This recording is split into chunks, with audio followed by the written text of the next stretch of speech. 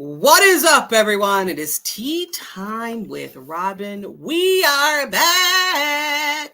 What's up, Robyn? How you doing? Whoa, am I in a mood today? Yeah. I'm in a mood today, so let's go, as I Steve know. Tasker says. Right? What's up, y'all? We are back. It's like I said, it's tea time with Robyn, my girl, Robyn. We are on the Build in Buffalo Network. Go over there and check out some amazing content Monday through Sunday. We got you hooked up over there. But before we go into, I know what you guys are here for. But before we go and talk about the playoffs, we got to go backwards. Backwards just a tad. The Bills, they blew it, y'all. No, I'm just kidding. They blew it. I mean, look, at any time did you really think the Bills wanted to win this game? Because, I mean, they could have went. Like, I thought after they went for it on 4th and 1 and they didn't get it and they went for it again, I was like, what you trying to do, Sean? I thought when they punted from the 32-yard line, that was just. I was like, wait. And then I guess, did you hear what Sean McDermott said? He was like, I just didn't think that Bass could. It was in his range. I was like, what? Okay. Anyway, the funniest part was when they would flash to the Patriots bench. And the Patriots are like, why are they running the punter out there instead of the kicker? Right? They're like, oh, maybe that's why. You guys still you still know that there's some little tininess of bit of pettiness with Sean McDermott. He doesn't display it often, but there's it's a hint of with the Patriots. Oh yeah. Oh yeah. He remember. Yes, there you go. Belichick would run up the score with impunity. Yes. In the early years of McDermott's tenure in Buffalo. Yes. It was like ridiculous. And I watched the game. The first time that we beat them, and then McDermott ran up the score. It was like, yes. And Sean McDermott doesn't we all felt it. Sean McDermott does not run up the score. He doesn't do it unless you do it to him. Oh, he's going to return the favor on you. What's up, Robbie? And what's up, Sandra? I'm glad you guys are here. We're talking about the New England Patriots before we move on. And not even that. So like minutes after, maybe an hour, maybe 2, the head coach got fired. Now, I have a question for you. Do you think he knew going into that game he was gonna be fired? Some hints of firedness going on. Am I gonna be fired? I'm gonna win this game. He knew it. He knew it? You think he knew it? Definitely knew it. And the reason I can say that is if you look at a picture that we had a post-game review we have every week by Colin Ritchie, and I'm so excited about his articles. Well, I get to put the pictures up with the articles because I'm the editor. Mm-hmm. Well, I chose a picture, and the picture was of Jared Mayo shaking Sean McDermott's hand after the game, and all you could see was the side of McDermott's face, right? But the picture was a frontal view of Mayo, and that was before he got fired, right? It was after the game, but before he went into the locker room, and you knew it. You could see it in his face. Really? Oh, absolutely. Go back and look at that picture. You could see it in his face. And one thing I have to say about this game, because I think it's really something, is that they started Drake May for whatever reason I don't even understand, because they didn't plan to play him. Right.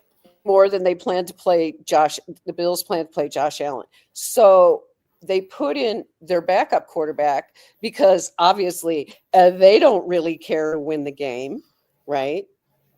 And all that backup quarterback did was kick everybody's ass.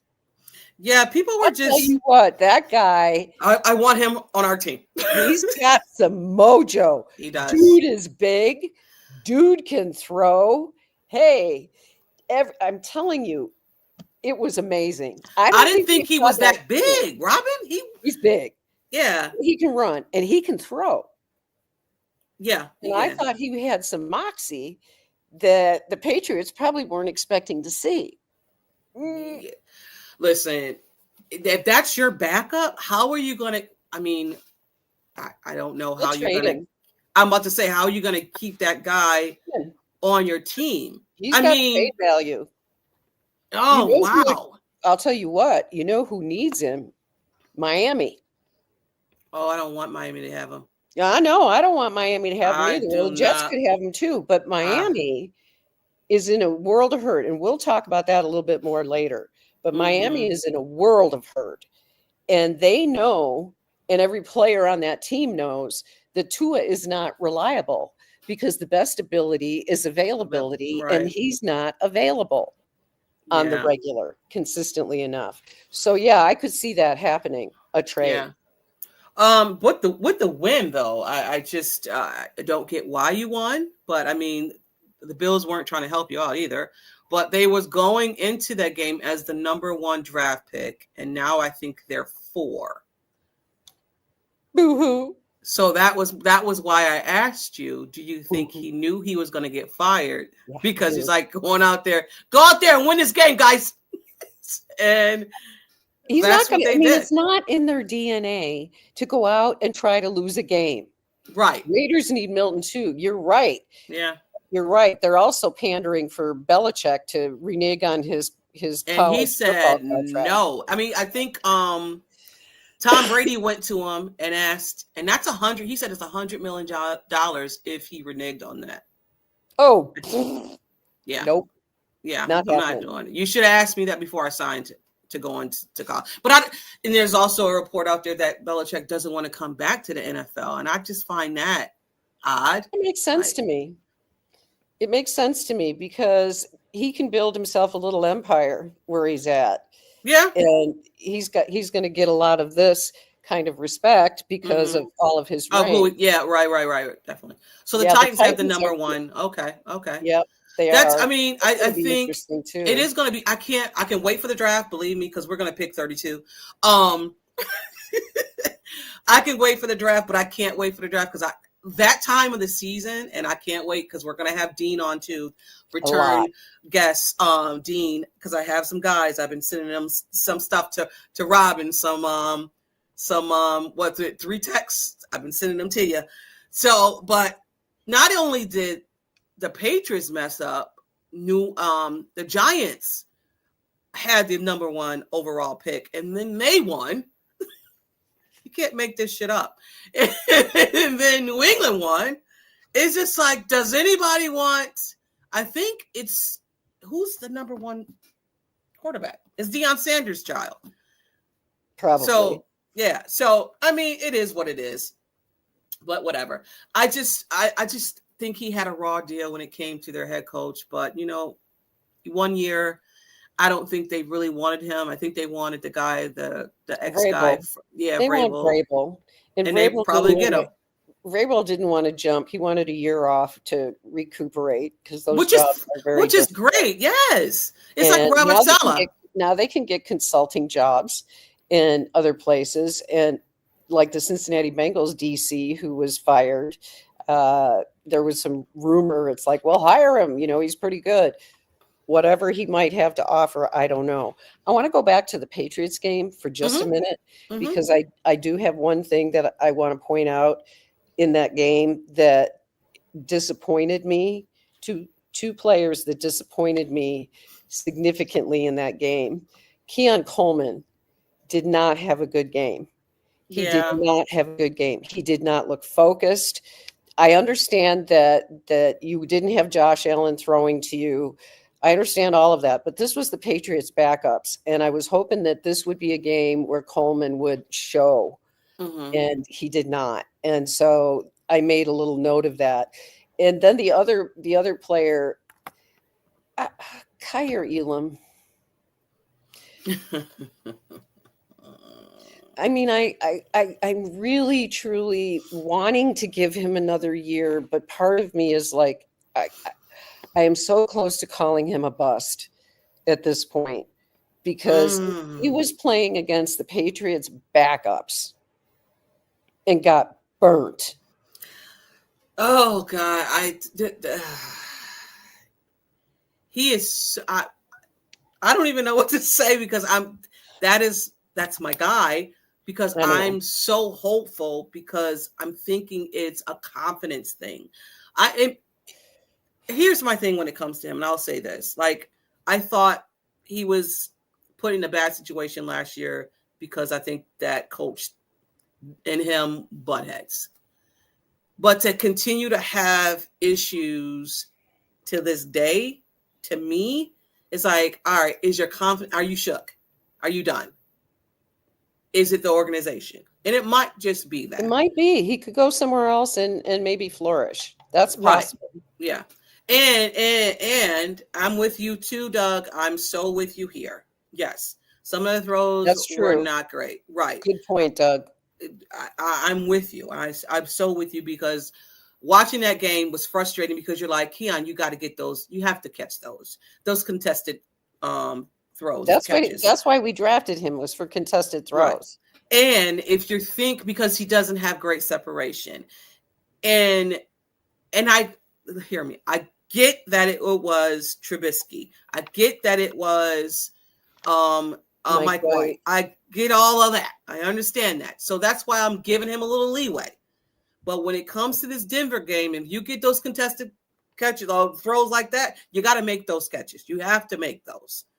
So I'll give him leeway this week. But if it happens next week or last week, if it happens on Sunday, I'm going to be freaking pissed that Keon is not catching the contested catches, because that's why we brought you in here, because you can get up. You can go up and get those balls.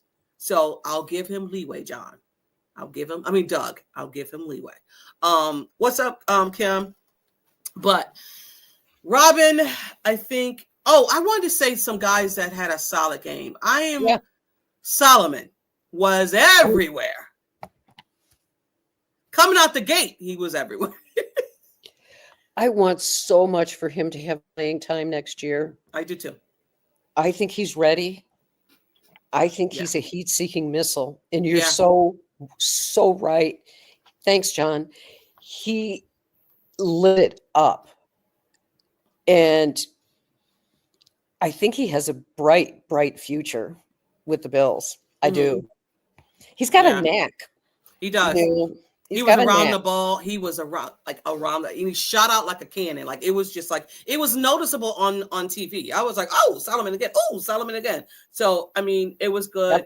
Yep. Ray Davis had a solid game as well. Yep. I was also seeing people was pissed off that the Bills were giving up so much yard when it came to the quarterback. I was like, they didn't game plan for this guy, and they really don't care. So let's just get out of this game. A win for me is guys getting out of this game healthy. So that was mine. And Vaughn got his bonus. Sam Martin got his bonus. Listen, Martin's was the funniest. Yeah, it was. 32-yarder. Oh, we're gonna punt. Yes. The last time we did something like that, I believe, was when we had Dick Geron as our head coach. That wasn't a mistake. Barefoot Bandit got his, Matt Collins. So, I mean, Sean McDermott was trying to get these incentives out. So, and you appreciate that. That goes a long way. You know, players see that and understand, he plays his guys so they can get an incentive. So I like that. I really do. But it's quick. It's easy. We have to go now and spill some tea, y'all. We're spilling. Come on, just spill that. Come on, just spill that tea for me. Spill no dirty tea. Yeah, tell me everything. Come on, just spill that. Didn't mean to cut you off. What was you saying? Cut me off, man. I was just saying I'm going to spill it. Go ahead, Robyn. Robyn is spilling the tea, y'all. I'm spilling tea today, and it seems like I pick on Miami Dolphins and their players a lot. I mean, but there's so much to work with here. Bear with me. Tyreek Hill came out. It was in the locker room that he said this. In the locker room after the game, with his teammates all around him, he said, basically, and I'm paraphrasing, that he's done. He wants to move on. And he doesn't want to play for a team that's just playing. Mm-hmm. And he's a captain. And this guy essentially bails on his team in the locker room in front of his teammates and he's a team captain. The frustrating thing for me, what's making me spill the tea about this, because it just irritated me, is how many times I saw people saying, "Oh, you should pick him up." Are you kidding me? Do you want that on your team? Seriously? You want that guy on your team? You think that Tyreek Hill would have any interest in being a part of the Buffalo Bills, like a family guy, part of the, culture, all of that? Oh, no. No, no, no, no. He left the Kansas City Chiefs to get paid. Then he got paid, and then he starts whining. And now he wants to play for a winner again. Well, in a lot of cases, you don't get to have it both ways. And the Miami Dolphins are a mess. And that's another whole subject we could spill the tea about, because Jalen Ramsey also posted something vague on Instagram. Oh, did he? Oh, yes, he did. His Instagram. And it was, yeah. Okay, so now we have unhappy divas in Miami, which we all should be celebrating as Bills fans, right? Because they're a mess. We don't know what Tua's going to do when they could have played he could have played in 2 games to help them with their playoff chances, and he didn't play because of his hip. That's worrisome. His future, his career between his head and his hip is up in the air. And I'm pretty sure that that's part of what Tyreek Hill was alluding to in terms of Tua not being available. And my spill of the tea is, why would we even want to have a player like that on our team? Especially, it's like, do people think before they post? We just paid $30 million to get rid of a bad attitude. I know. So, yeah, what like Sandra said, reminds me of Diggs. We don't want that. Like, listen, I don't have the spill the tea. I said I was going to just piggyback Robin's.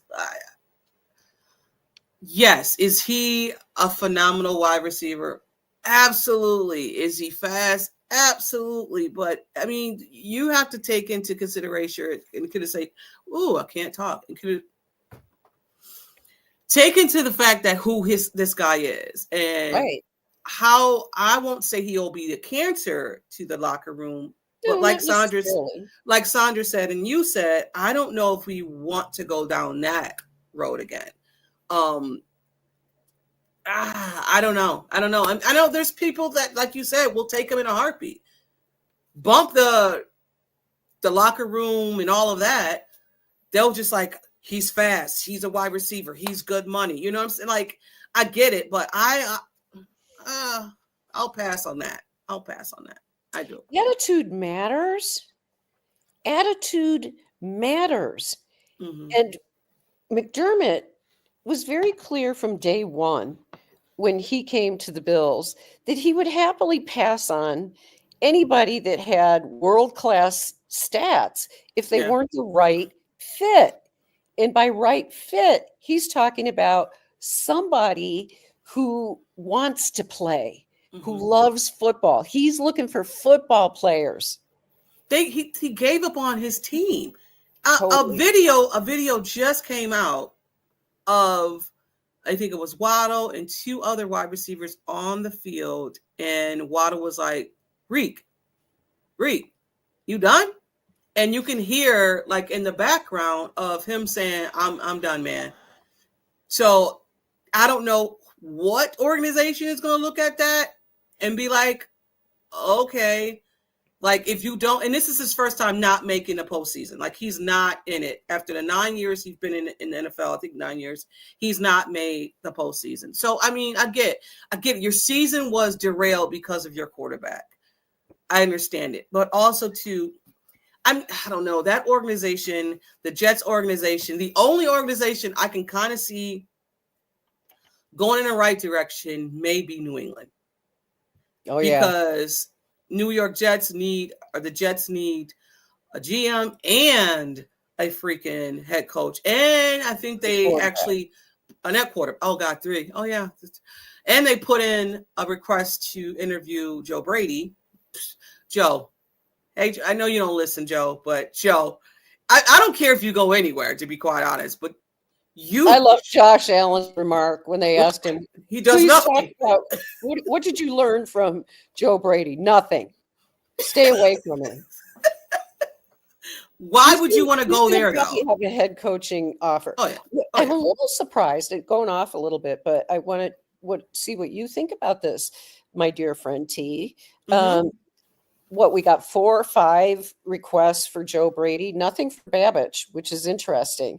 But when you look at the defense, look good. The stats are so bad that I think it exactly. I'm like, please don't take Bobby Babbage from us.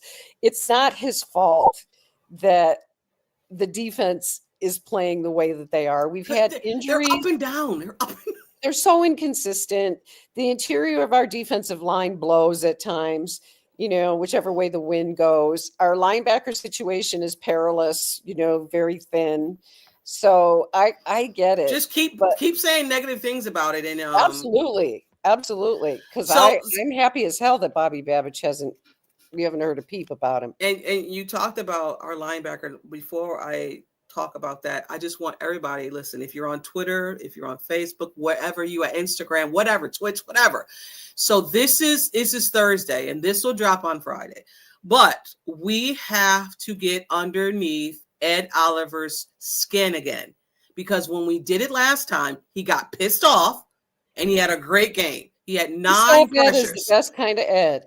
So here we are, Thursday, Friday, Saturday. We got 3 days to get underneath this skin to tell him, listen, I don't know where Ed is. He's disappeared in his defense. I don't know what's going on. Like, say those words. Get him mad like you did last time. Like, I don't know if the contract's, he's not worth the, you know what to say. Now, you know what to say. We need you guys getting underneath this skin. So when he comes out on Sunday, he's so pissed off at us that he wants to show us again that he's worth that freaking contract. And maybe throughout this whole playoff game, he'll say, see, I'm worth it. I still don't believe in you, Ed. I'm doing my best. Ed, I don't believe in you, guy. I don't know if this contract is worth it. If you're worth this contract. I don't know. I don't know, Ed. I got to see some things. So, but going into this, before we go into this game against Denver, because we got a lot to say, guys. We got a lot to say. Were you surprised about the inactives that came out before the New England game? Because Matt Milano was inactive. And Dorian Williams played. I didn't think it was surprising because I thought he would probably sit, because the last game that he had against the Jets, he looked pretty good. He looked more like Matt Milano in that game. Yes. And I think, and McDermott has always held this, he's going to trust the vet over somebody with less experience in the playoffs. So he sat Milano because he didn't want anything to happen to Milano. Oh God, don't even get me started, John Robert. Please do not get me started about the one technique defensive tackle. So before, wait. Before you go off and lose your train of thought about the Matt Milano thing, John, come back, because we're going to do a draft down once we win the Super Bowl. Back to Matt Milano. Yes. Matt Milano needed to rest in that game because we did not need him to get, he had a little groin pull, that sort of thing. So let him rest. He doesn't need the experience. He came out on a high note after the Jets game. I wasn't surprised. I wasn't surprised that they sat him, and I'm glad that they did. Were you shocked that, who's the other linebacker over there? I know Joe, Buffalo Joe played. I know he played. But did we have another linebacker? I can't remember if we did or not. If we did, I'm losing a train of thought. I was shocked that Dorian played, and I know you had to because of the numbers. So I guess I was just, because a lot of people were saying that Matt Milano should have played because to take the rust off and stuff like that. But I was on your side as well. Sit him, because they didn't know if Matt was going to play in a playoff game or if it was going to be Dorian Williams because of how Dorian has been playing. But also, I believe when it comes to those two, I'm going to pick Matt because I think he's experienced in playoff games. And I think even if he's a second behind, he's still there where Darian is not. Right? It's here. Right. Darian is more go get ball, see ball. Where Matt Milano can anticipate, anticipate where it's going to be. He can, even if he's a slight behind of hitting the hole, he can still get there, and then the other guys can come and and pack up the player. So I am still on the Matt Milano. I'm sorry, I'm still on the Matt Milano. I just think he's right now is a better fit, even though he's coming off of. I think there's injuries. a reasonable chance that all three of them will play a lot. Yes. Because against Denver, you may see Dorian on the field more. Mm-hmm. And so in a traditional 4-3, John says, I was surprised about most of the inactives. Not all. Bernard needed to rest also. Yes, Bernard, we really needed to get some rest. Mm-hmm. But I do think that the Bills will be able to, we'll talk about it, in terms of Denver. But it was good for them to rest the people that they rested. Yeah, for sure. All right, so we're going to move on to the matchup against Denver at 1:00 at Highmark. Oh, the caller on this, who's calling this game will be Jim and Tony Romo. Yes. I don't like Tony. I don't mind Tony. He gets under my skin. Like, what game were we playing? Was it the last game? I think it was the last game. I had to turn my TV down. It's just any little thing. It's like before Tony used to, and I don't need you to praise the Buffalo Bills, but everything doesn't have to be a negative when it comes to the Bills. And he just points out things. I was just like, Tony, that's not true. Like, it's just, I don't know. I mean, I'm going to try to keep it up. I'm trying to keep the TV up, the volume up, but Tony. Mute is fine. Mute is a blessing if you need to. I don't get irritated by commentators like a lot of people do. You don't get irritated about Sean, what's his name? Chris Collinsworth? I don't care about him. Oh, okay. Because he is. I just for me, the commentating, unless it's good, if it's good, like I love to listen to, please give us more Dan Orlovsky. Yeah, I do. Please. Actually, the Ravens game, I guess because it's my game though too. But I did like the Ravens game because Dan was on it and it was two other people I can't remember. And he doesn't do our game. Rarely. Yeah, Dan doesn't do our game, and I think if he did, people were like, "Oh my God, he's like chewing up the Bills," because he's a Josh Allen. He wants Josh Allen to be the MVP, and I swear, guys, we're going to get on a different game. Apparently, he got some death threats going into the Ravens. You know what, people? I'm the biggest fanatic football fan around. But there is no way that I could possibly in my mind imagine even thinking, let alone saying something like that. And especially on social media, that's just crazy. I mean, it's crazy. People are crazy. I love my Bills, but hey, the Bills don't pay my bills. So, it is what it is. But let's get into this game. Again, Denver coming to Highmark, the Buffalo Bills. And like I told Robyn, I am sick and tired of hearing what everybody have to say. But now you guys are hearing what we have to say. So it's a double-edged sword. I'm excited for this game because it's a playoff game, and this is what the Buffalo Bills have been playing for this whole season, is the postseason. And we talked about our defense and how up and down it can be.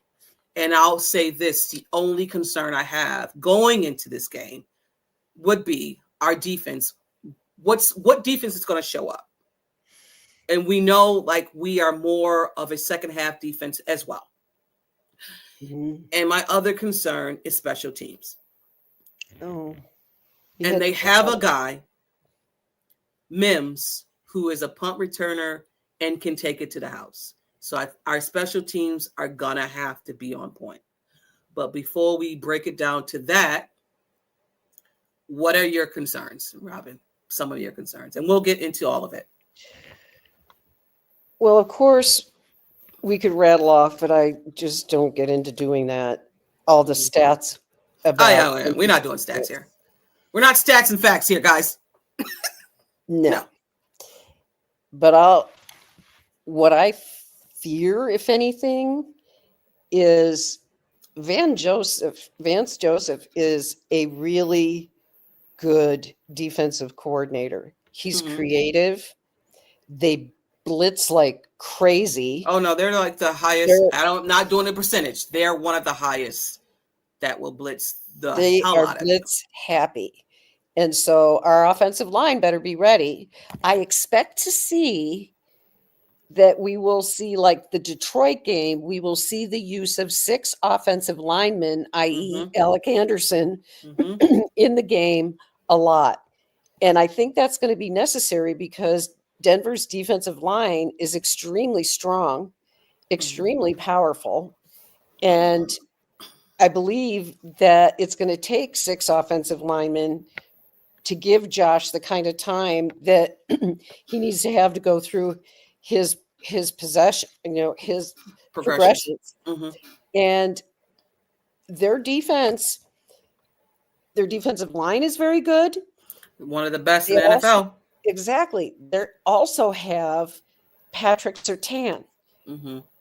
And they actually let him have pretty much the whole third level. And that extra corner can be moving around doing other things because that's how good he is. He's mano, like really, really, really, really good, like the best. I think he's the best in the league right now. So the Bills have to be very creative with what they're going to do. I think the way out of this for the Bills is to focus on the running game. And the running game, I say that, I should back up and say they should focus on the running backs. Because I think the area of opportunity for the Bills against Denver is throwing those short little screen passes to the running backs, because it's their second level. It's Denver's defense's second level that I think is their area of vulnerability. Yeah, they're linebackers. Yeah.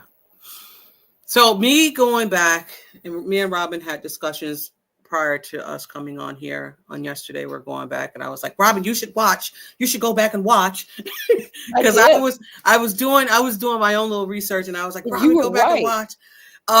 But yeah, getting up the defense. This defense is young and they're hungry. Like you said, Patrick Surtain. This defense leads the league in sacks.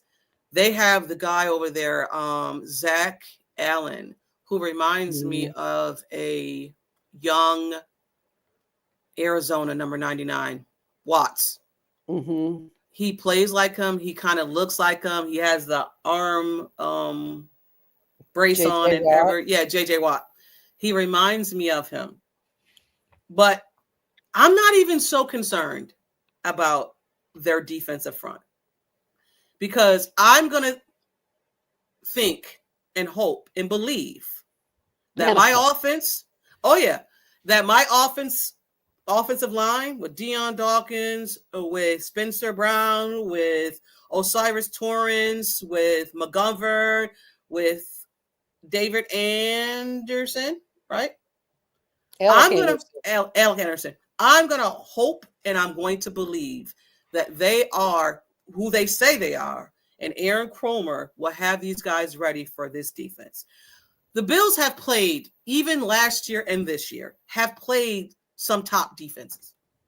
Even the Ravens, they're a top defense. They held it together. So I'm not really concerned about that. I'm concerned about the blitz. Like you say, they blitz. They're a very top heavy blitz team. Josh is going to have to get the ball out fast and quick. And he has done it. Right. Um, To those running backs, right, James right. Cook. And I say James, you say James Cook. I'm going to say Ty Johnson. Good. I'm good. Because Either one. I Sign 'em up. think picking up the blitz is going to be very important. He does that, and Ty Johnson does that very, He very well. does. He does. And He's also a good blocker. Yes, he is. And when you set Patrick Surtain, they have also over there, they have a cornerback Moss over there too. Yeah. But if I'm going to target somebody, I'm going to target Moss than I am Patrick Surtain. But the great thing about this offense, this Bills offense, is that we just don't have a number one guy. We have several guys. And if Patrick Surtain wants to be on Cooper, fine, cool, awesome. You have that side of the field. He has any passes. Right. You have that side of the field. Good, gone. Awesome. But we also have guys that can, I guess, take up for what we're going to be missing on that side. And don't forget about Shakir. And I think one place that the Bills can also take advantage of is the middle of the field. Yep. And that's Shakir, right. I mentioned that to my husband this morning, that I thought Shakir might be a dark horse person in this game. Yeah. That he might come out and be a star, because he has the ability to do that. And he doesn't drop a lot of passes. He's dropped a few more lately than he has in the past. But I could see, you're right, I could see where this could be a big game for Shakir. Mm-hmm. And our tight ends too. That Bengals game, who was the one player that Burrow was throwing the ball to? Kinseki. Kinseki, yeah. He used to be Miami's tight end. I never liked him because he's very good. Yeah. But our tight ends, I would love, wouldn't this be nice if we could have a game where we could actually see Dalton Kincaid have a breakout game? So my Dalton Kincaid, it's not hate. My Dalton Kincaid's concern.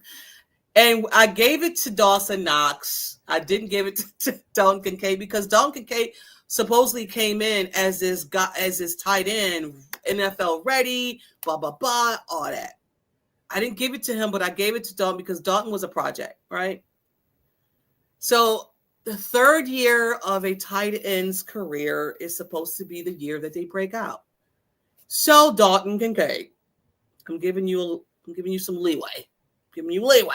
But I kind of need you to step up in this postseason. In the playoffs. I need you to step up.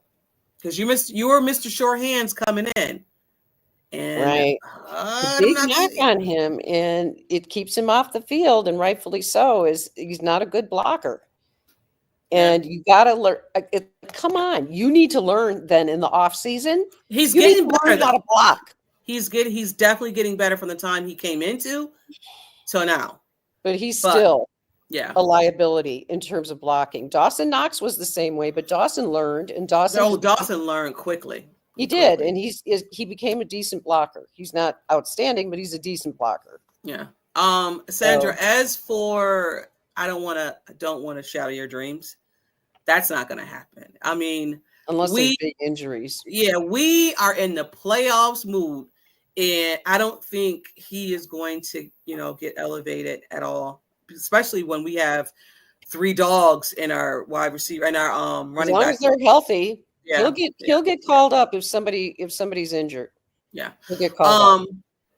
We were talking about this too, Scott. Slow start. Oh, yeah, Robyn. So thank you, Scott. You are segueing to what we are going to talk about next. I pose this question to Robyn. Instead of deferring, can we take the ball? Can the offense get on the field first instead of the defense? Can the defense sit back and see how it's done? Can Josh and this offense get out there and score first? That's what I want to see personally. I get the double dipping. I understand the double dipping. I love double dipping. Sometimes I like ice cream that double dips. I like it. But this time, I want the offense on the field. I want Josh Allen out there. I want Denver to play from behind. I want our offense out there. What say you, Robyn? I loved it because you brought this up the other day when we were in chat by Twitter chat. Mm-hmm. And I thought about it and I was like, She's right. There's a lot of reasons for that needs to happen. Now, that being said, it's always going to be dependent on the winds in Buffalo. Mhm. But apparently weather is not predicted to be an issue. No wind, just 30 some degrees or whatever, decent football weather. So weather not being a factor, I completely agree with you. And it didn't even occur to me to think about it. But when you proposed that, I thought to myself, Denver's the kind of team, they're young, right? They're very young.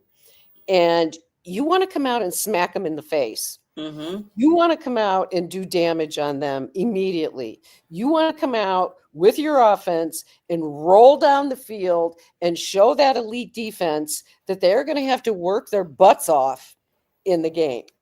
And you establish the tempo of the game. You take control of everything. I love it.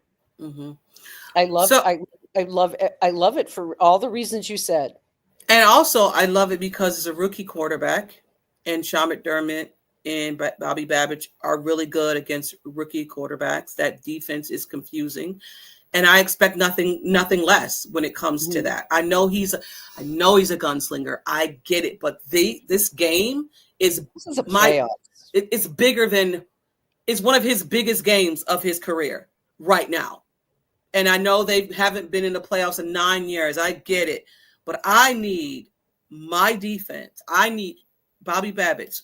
I need Sean McDermott all in on this rookie. And I know they will. I know they're going to show him different stuff he hasn't seen. I understand. And I get Sean. I don't like their head coach. I don't. Sean Peyton. I don't like Sean Peyton. I'm not fond of Sean Peyton. Ever since, what was it? The gate. It was... Oh my God! He got suspended. Yes, for a year. Yeah. Oh, they called it something. Bounty Gate. I mean, that's what it was. And I get Sean. Listen, he is a great coach. He's a great coach. What he's doing with this rookie quarterback, is phenomenal. But I guess for me, he's going to pull out all stops too. I mean, he had Drew Brees. So he understands offenses. He understands defenses. So he's going to pull out all the stops to try to upset this Buffalo Bills team. He's going to, So it's playoffs. It's playoffs for sure. But I did have one more thing before we leave. I didn't give it to you, but I just wanted to get your reaction from it. Yes, I'm with you here.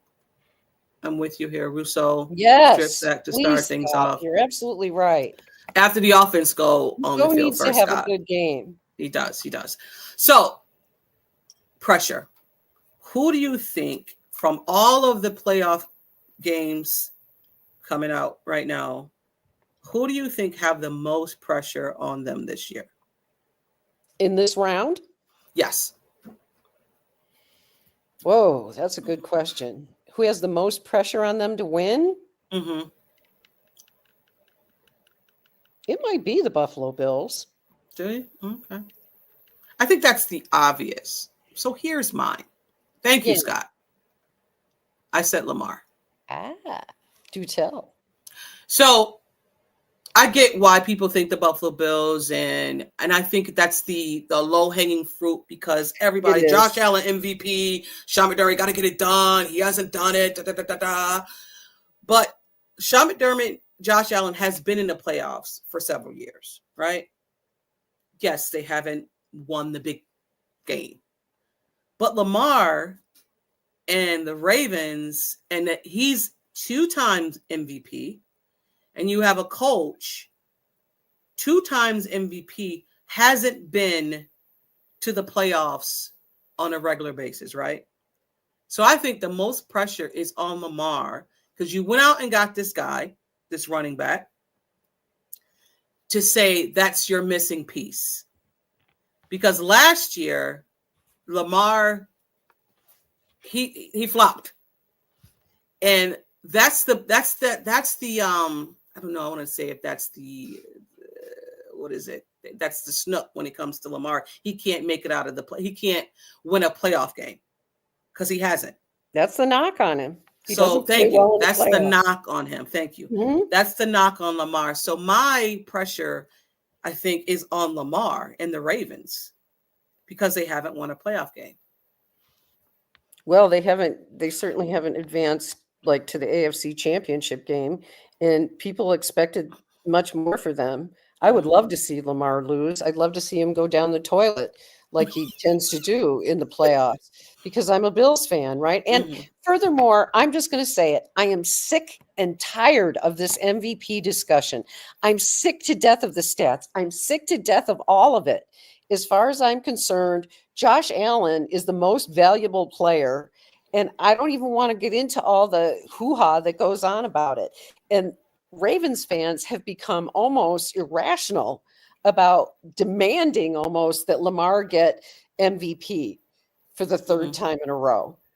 Like, I question whether he really deserved it last year.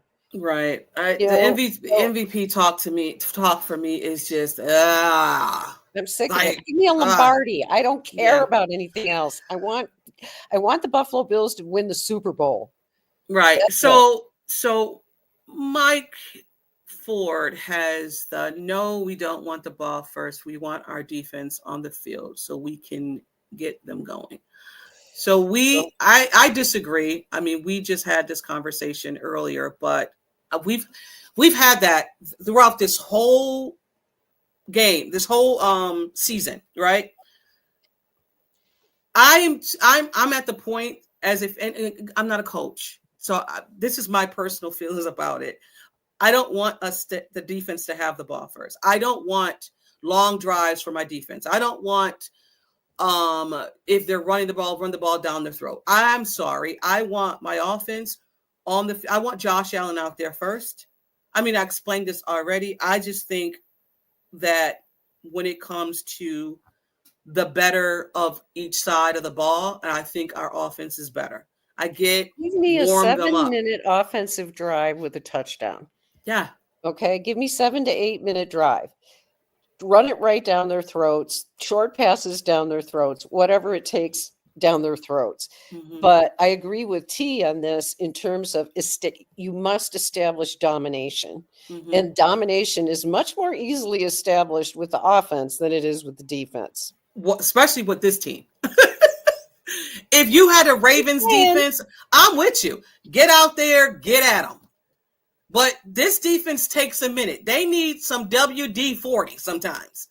So I am saying no. And I'll come back on here next week and say I was wrong if it happens. Absolutely. But that being said, I just think that I want my offense out there this time. And it probably won't happen because Sean McDermott he's a creature of habit. So if we win, he's going to defer. He's going to get the defense out there because he's a defensive-minded coach. And yeah, so we'll see. Yeah. It's going to be interesting. But when you brought it up to my attention, I was like, that's something to really think about. Mm-hmm. Really think about how do you want to establish dominance early in the game? Mm-hmm, for sure. We talked about this too, Scott. Everyone is saying that House of 10 was going to shut down one side of the field. I mean, he will. It's just like when we had Trey White. We didn't have to be concerned. That's why our everybody eats philosophy is going to pay dividends in the playoffs because people don't know. It might be Shakir that Joe Brady decides is going to have a big game. It could be Keon Coleman. It could be Amari Cooper. Curtis Samuel. Mac Hollins.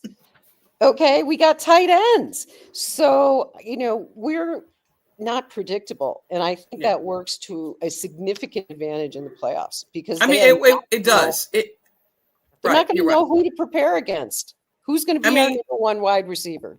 And when we had, he said Reggie Gillen, when we had Diggs, you knew that it was Diggs. And it was like a bunch of guys, Diggs and whoever. So now we have everybody eats. And I'm telling you right now, I was not, and I'm still kind of not on the everybody eats mantra. I'm just not. I'm a firm believer that someone has to be the number one, and it's showing me that it's not so much. So again, when I'm wrong, I'm wrong. I can say our it. advantage in the playoffs. For sure, for sure. But that being said, guys, thank you for always tuning in. We'll appreciate the comments and everything. And hopefully we are back here next week talking about the big dubs. You don't have to cross your fingers. We're going to go out here. Josh is going to go out here and whoop that ass. Kick ass, Josh. I'm ready. Yes. Let's go. They are in our way, and that's it. And Josh has to go out here and show them. If I hear that Bo Nix is like Josh Allen, I'm going to throw up. He's not even on his level, guys. Calm down. Not yet. Nobody not can yet. say. Not yet. It's all good. But that being said, we are out. And always, guys, it's Go Bills. Peace, y'all.